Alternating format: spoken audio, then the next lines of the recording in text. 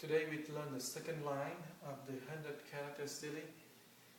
The second line say Xiang Xin Wei Bu Wei in Chinese. And Xiang means to subdue, to tame. Xin is a mind. Wei is a verb, and it say doing or to do. Bu Wei, together, this two words is not doing or non-doing. Something by nature is not of action. Okay, so we explain this. Let's take a look at the first two characters. So Xiang Xin meaning subdue your mind, and how to subdue the mind? What kind of mind is this?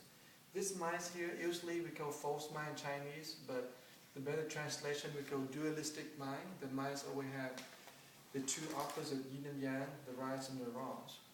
So it is a thinking we used to talk about. It also the emotion that go with it. Then the habitual energy, because a lot of our thinking and our emotion have rooted within our consciousness or subconscious. And so when we talk about the false mind or dualistic mind, we talk about the habitual energies that create those stream of thoughts. And then the consciousness in the Buddhist concept is the eighth consciousness or alaya consciousness, where it stores all of these informations, and it has the force that creates this stream of thoughts and habits. So when we talk about the false mind, this is what we talk about, the dynamic of life was in here. But there is the other mind that we are not talking about, the absolute mind or the non-dual mind. This mind is a Buddha mind, the mind that is the basis of all minds. So here, the second thing in order to practice is to subdue. This is mind. But subduing doesn't mean that we need to press it or suppress it. Subduing means transform it. The word subduing sometimes gives us a connotation that we are trying to quell, to push down something. But in the Chinese sense, the Xiang Xin had the connotation that you somehow transform it. It's like a dragon, and now you subdue a dragon, you transform the dragon from the very evil into a very wholesome. So the process of transforming here is about subduing. That's the word. And how do you do it? The second part here talking about the method of transforming your mind. So it's that doing the non-doing. So what does that mean? It means you do, doing as a cause, and the non-doing is about the action that doesn't lead to entanglement. Okay?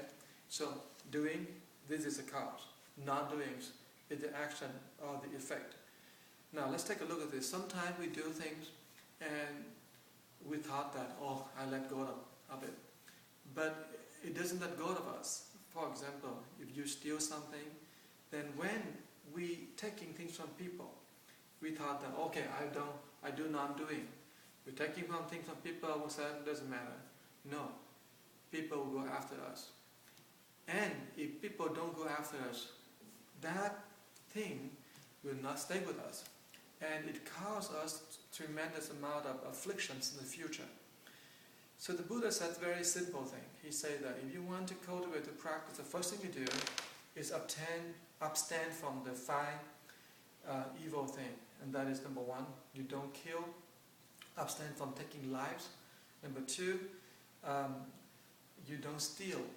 You don't taking things that people don't give you. Number three, abstain from sexual misconduct, doing things that is really violate others and without any sense of respect or understanding. And number four is to tell lies, to really cheat people. Now, the use of words or language, for example, if we're not careful, maybe our words can harm others. So when we say some harmful words, it comes back to us, it will bite us one day. And the last thing is indulgence. Indulgence could be anything from saying gambling to alcoholic, anything that in the nature that make us become completely, we call confused. So these are the things that make us bound within the samsara, within what we call the cycle of birth and death. So when we do things that when we do things that things doesn't come back and get us. For example, if we simply give people instead of taking, then when it comes back to us, it doesn't come back as pain and suffering and afflictions, but it comes back as joy. Now joy, then when we have joy, we have blessing, then we have much more freedom to decide what we do.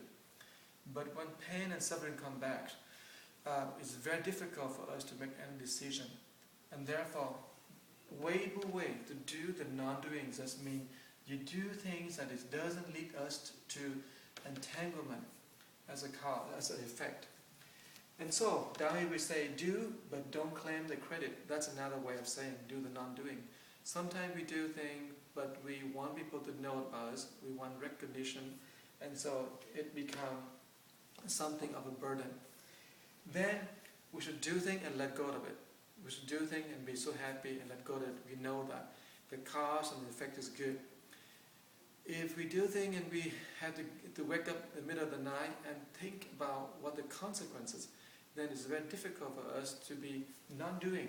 So to do the non-doing is really a kind of understanding of cause and effect, of causality, of what have come to us as a consequence. But when we are so clear about it, our actions could be very, very clean and very subtle. Clean because it doesn't get into entanglement. Subtle because now we can come out from the mind that is totally clear. And that conscience, that clarity of the mind is exactly the result of over here, subduing the dualistic mind. So this is a kind of thinking that helps us to move beyond. And this is the second part in the whole series of practicing. First, we nurture our energy, and now we nurture our mind. Okay, we will continue on the third lesson.